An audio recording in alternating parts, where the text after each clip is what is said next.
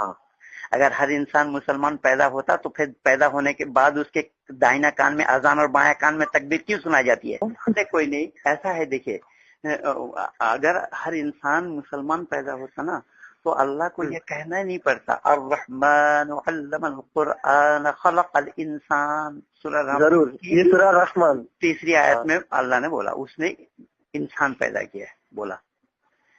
پھر اگر اس نے انسان پیدا کیا پھر مسلمان کہاں سے آیا؟ اللہ کو پھر خلق المسلمان بولنا چاہیے تھا, خلق الایمان کہنا چاہیے تھا.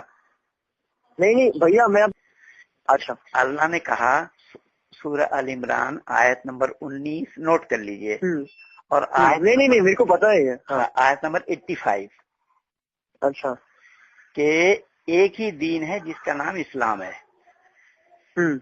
تو ایک ہی دین ہے جس کا نام اسلام اگر ہے, دین دوسرا نہیں ہے, تو پھر اللہ نے سورہ کافرون میں وہ کیسا کہہ دیا کہ لکم دینکم ولی دین, تمہارا دین تمہارے پاس ہمارا دین ہمارے پاس, وہ دوسرا دین کہاں سے آ گیا؟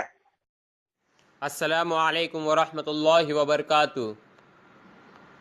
یہ ہمارے مرتد پنڈت مہندر پال آریہ جی کس طریقے سے دھوکہ دے رہے ہیں. پنڈت جی نے کہا ہے کہ اگر ہر انسان مسلمان ہوتا تو اس کے کان میں تکبیر اور اذان کیوں سنائی جاتی ہے. تو یہاں پہ پنڈت جی کی جہالت دیکھیے یا بددیانتی دیکھیے, دھوکہ سمجھ لیجئے پنڈت جی کس طریقے سے دے رہے ہیں. اسلام کی مانیتا یہ ہے ہی نہیں کہ جب تک کسی انسان کے کان میں اذان اور تکبیر نہ سنائی گئی ہو وہ مسلمان نہیں ہوتا. آج بھی جنگلوں میں بچے پیدا ہوتے ہیں, ان کے کان میں اذانیں نہیں دی جاتی, اس کے باوجود ان کو مسلمان مانا جاتا ہے. کتنے غیر مسلم ہیں جو بالغ ہونے کے بعد 30 40 سال کی عمر تک پہنچ جاتے ہیں, پھر اسلام کو قبول کرتے ہیں, اسلام سویکار کرتے ہیں, ان کے کان میں اذان اور تکبیر نہیں سنائی جاتی ہے. تو پنڈت جی کیا آپ کسی اسلام کی معتبر کتاب سے یہ بات سدھ کر سکتے ہیں کہ جب تک اذان اور تکبیر نہ سنائی گئی ہو وہ اسلام کے نزدیک مسلمان نہیں ہے؟ تو پنڈت جی کا یہ دھوکہ ہے, بے وقوف بنا رہے ہیں. پھر پنڈت جی نے کہا کہ اللہ کو یہ کہنا ہی نہیں پڑتا خلق الانسان, اللہ نے انسان بنایا ہے. یہاں پر پنڈت جی بار بار اس آیت کو کوٹ کرتے ہیں اور ثابت کرنے کی کوشش کرتے ہیں کہ اللہ نے تم کو مسلمان نہیں بنایا, جبکہ کئی مرتبہ اس کے جوابات دیے جا چکے ہیں کہ جس اللہ نے قرآن کے اندر خلق الانسان کہا ہے اسی نے ہمارا نام بھی رکھا. سورہ حج آیت نمبر 78 ہوا سماکم المسلمین, ہم نے تمہارا نام مسلمان رکھا ہے. پھر بھی میں نہیں سمجھ پاتا کہ پنڈت جی کیا وجہ ہے لوگوں کو دھوکہ دیتے ہیں, بے وقوف بناتے ہیں اور بار بار اسی آیت کو کوٹ کرتے ہیں. الرحمن علم القرآن خلق الانسان, یعنی انسان بنایا ہے. انسان جس طرح پنڈت جی بھی اپنے پروچنوں کے اندر اور جو صوفی حضرات کے ساتھ ڈیبیٹ ہوا تھا وہاں پر بھی پنڈت جی نے یہ بات کہی تھی کہ انسان جب تک پرماتما کو نہ جان لے وہ مانو کہلانے کے لائق نہیں ہے.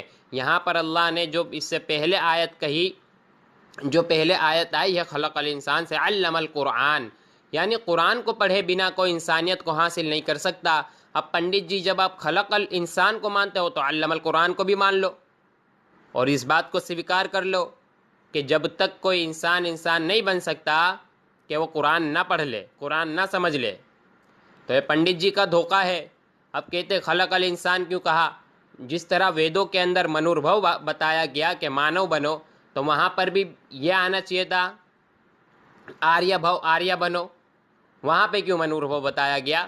تو آپ بھی اپنا آپ کو آریہ کہنا چھوڑ دیجئے. ویدوں کے اندر منوربھو آیا ہے, آریہ بھو تھوڑی آیا ہے.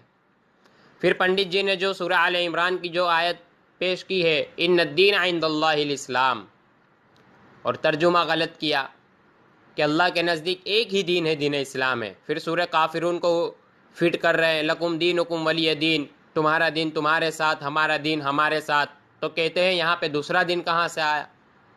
یعنی اللہ نے سورہ آل عمران میں کہا ان الدین عند اللہ الاسلام, تو پنڈت جی نے ترجمہ کیا ایک ہی دین ہے, دین اسلام.